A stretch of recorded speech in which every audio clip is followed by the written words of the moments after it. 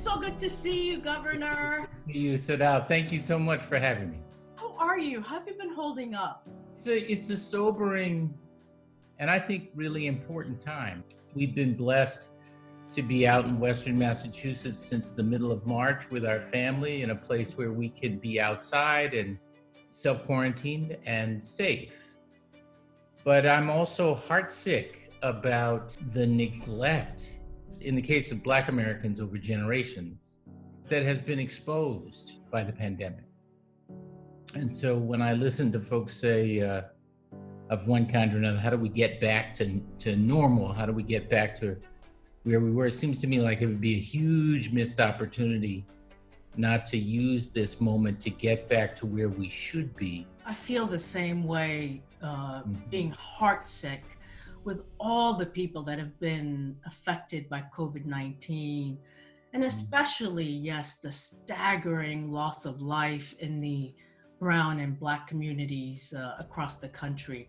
How do we make sense of it, Governor? How do we understand it? I used to say when I was in office to the many brilliant policymakers that to me, policy matters where it actually touches people, where it actually enables people to lift themselves. Most of the folks I meet, they aren't looking for government to solve every problem in their life. They just want government to help them help themselves.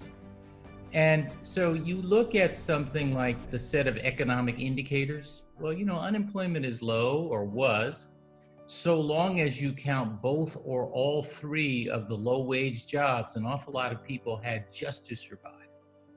Ask anybody who pays a tuition bill or rent or mortgage or a healthcare premium whether they think inflation is low. In their lived experience, it's not like that. Before the pandemic, folks in many a leafy suburbs using their credit card and the local food bank, maybe on the down low, just to make ends meet.